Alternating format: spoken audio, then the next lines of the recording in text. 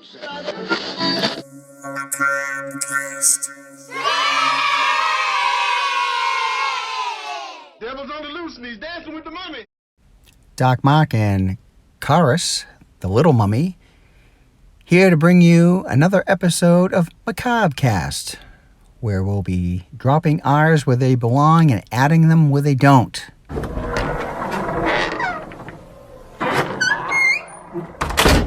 I hope everybody had a wonderful Easter. Got a great show coming today. Got Grim Kim, Litany from Brittany is back, Horror Chat Matt. No Scary Larry this week, though. I think he's busy, probably at the movies. Grim Kim and Tina from Chicago were both at the Blizzard of Oz Aussie tribute show that I did. It was great seeing them there live, and Grim Kim actually brought me a gift. So awesome and really cool and unnecessary. She didn't have to do anything like that, but it was great seeing her. And she actually brought me not one but two shirts. And one, the Black Sabbath, I've never seen before. Thank you so much, Grim Kim. That was so nice. I heard it was a packed house. Nice job. It was, Karis. Yes, thank you. So let's see. Here we are at episode 48, almost at the big 50. And the teaser trailer for Alien Romulus is out, and very excited about this now. I guess this is going to take place in between the original Alien and Aliens. And the ad looks a lot like the original movie, which makes me really excited to see this. Looks like that franchise might be back on track. And 13 Ghosts, if you remember 13 Ghosts, the William Castle film, and then there was a remake, I think, in the 90s. 13 Ghosts is going to be getting its own TV series, Sony Pictures Television. This was a great idea. I think if you're going to make a TV series, 13 Ghosts is a great way to go. And I'm seeing a strange ad out there, a Jordan Peele movie called Monkey Man. Does anyone know anything about this? I'm curious. I know nothing, and I've heard nothing. Scary Larry recommended You'll Never Find Me on Shudder. It was pretty good, pretty gripping. It's a slow burn, but definitely a nice descent into madness. Great movie, and it's only like an hour and 40 minutes. You can whip through that. Hey, Doc, we got Horror Chat Matt on the line. Oh, let's talk. Won't you tell me what is wrong? Yeah, let's talk. Hey, Doc Mark and Karis, Horror Chat Matt here. Another excellent episode as we approach 50 episodes, quite a milestone. I'm glad to have been along for the ride. Just a couple of quick bullet point reviews from some horror and horror-related movies I took in this weekend. First of all, we packed up the family and headed to the actual movie theaters and took in Ghostbusters Frozen Empire. And I have to say, no spoilers. If you enjoyed the last installment, Afterlife, you will more than likely enjoy this. I have to say, I definitely enjoyed it more when the original cast was on the screen. But overall, fun, nice little entry into the franchise. Before the movie, I felt like it was 1988 again, and I was going to see Ghostbusters 2 because we were treated to a teaser trailer for the new Beetlejuice sequel, which looks like that'll also be a lot of fun. So I definitely can't wait for that to come out.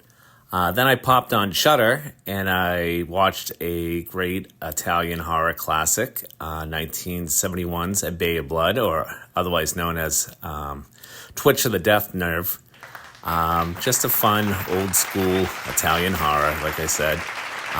And they definitely had some great one-liners and just fun kills. And a couple of the kills were actually swiped basically shot for shot for Friday the 13th, part 1 and 2. So it definitely has a nice little Friday the 13th vibe to it.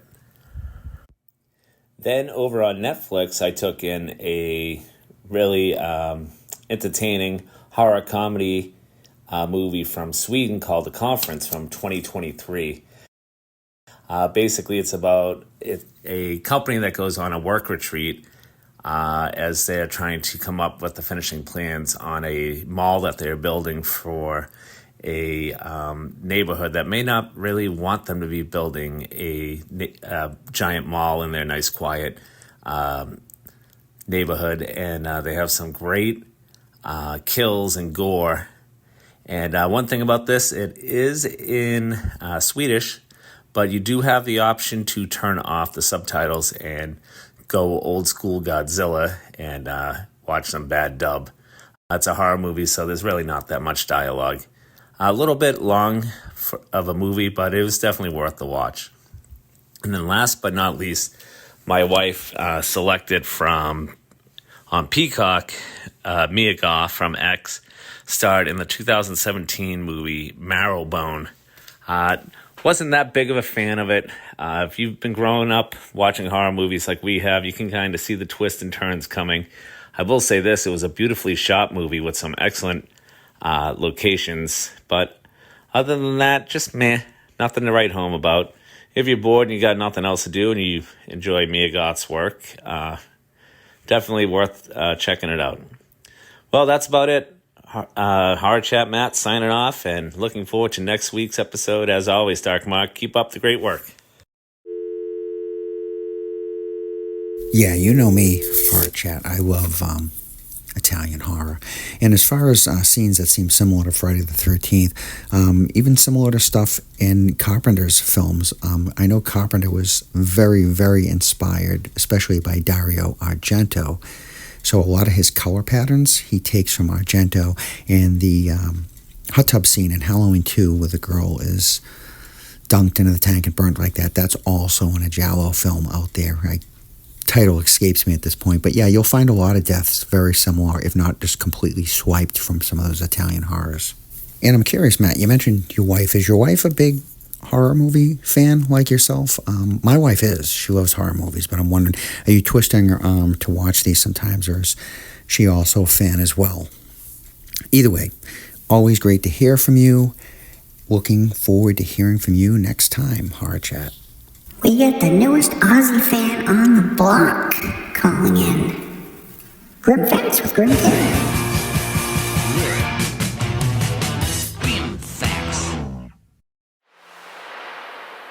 Hi, Dark Mark. Hi, Little Karis. It's Thursday again. Wow. The weeks just fly by, especially the older you get. I'm not going to get existential, but it's so true. Mark, I heard that someone gave you a caveat for not spoiling A Late Night with the Devil. However, as you are well aware already, I did venture forth to see it yesterday. The experience itself was scary because the theater, the whole cinema was empty. And when I first went into the theater, like, there was this underlying bass tone. I don't know if it was the projection was running already, which it was. Like it was on up in the box, I noticed, or the fan, but it was going vroom, vroom, and it was like that bass that gets it into your heart. And most of the time it's in a good way, but this time it wasn't. It felt hideous, and I'm like, I'm gonna go wait outside till the previews start. And anyway, you saw my clip. It was scary, but exhilarating at the same time. The movie, I'm going to leave the review for Scary Larry to drop, which I know he's doing. I'm going to just add my 2 cents because I love the 70s. And they had the most fantastic rainbow thing going on in their logo on the talk show set where the film is set. And I have that rainbow throughout my house. I love it. And just all the wardrobe and everything. So I really appreciated that part of the movie. The movie was fun. My expectations are very low. So anything that I'm even able to say was fun is fun. And I like that I didn't know any of the actors in the movie. I actually much prefer that these days. Anyway, what I usually spend most of my time doing is listening to murder podcasts. There are so many to list. I just can't possibly, but I am going to leave you one.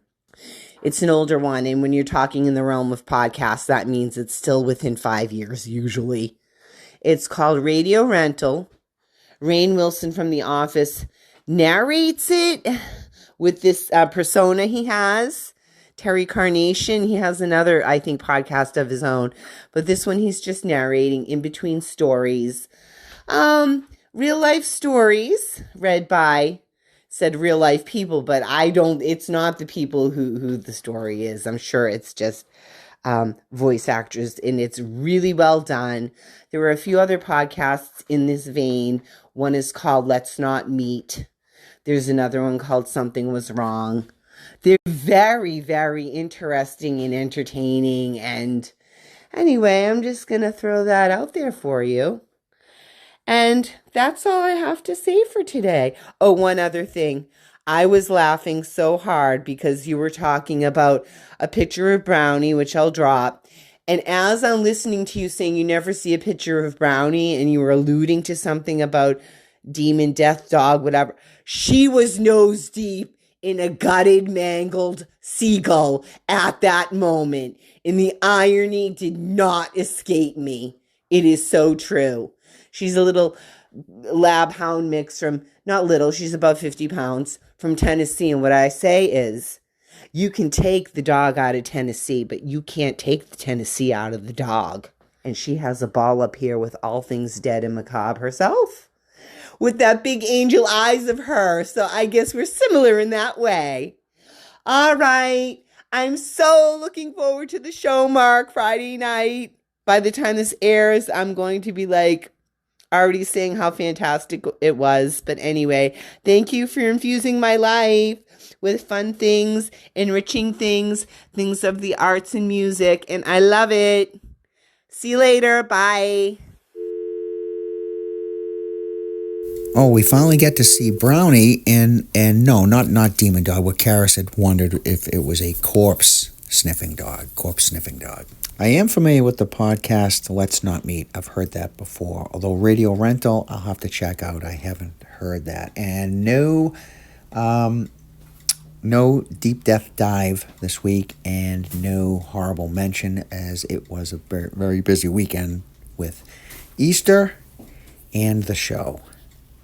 You mentioned a litany of Brittany being back, and here she is.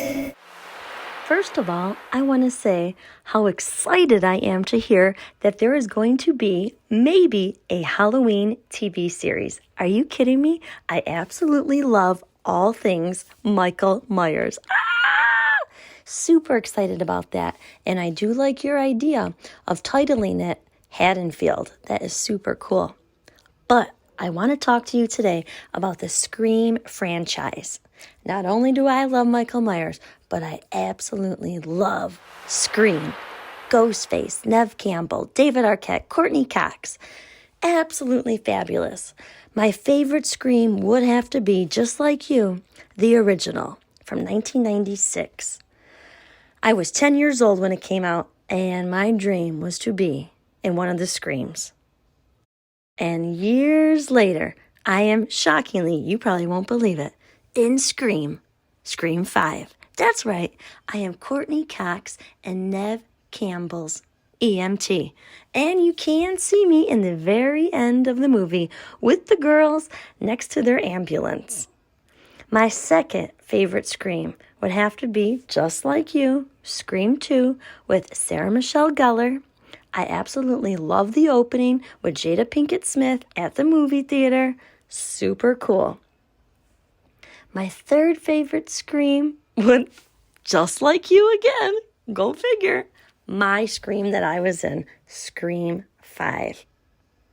And then after that, I would have to choose Scream 3 because I do get a kick out of them filming in Hollywood with Jenny McCarthy.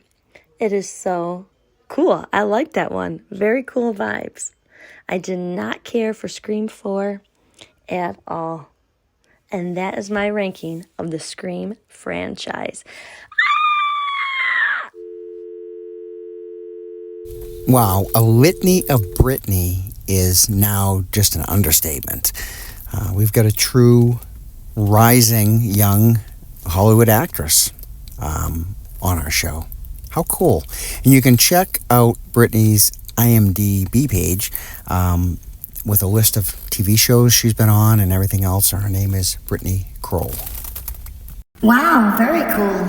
Finally, someone that can bring legitimacy to your show. Don't forget, Tuesday, April 2nd, is the launch of the brand new channel Terror, where you can hear your new old-time radio created by me, Dark Mark.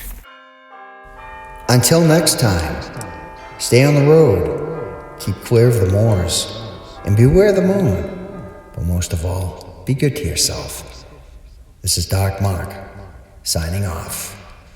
See you soon. This is a Macabre Theater production.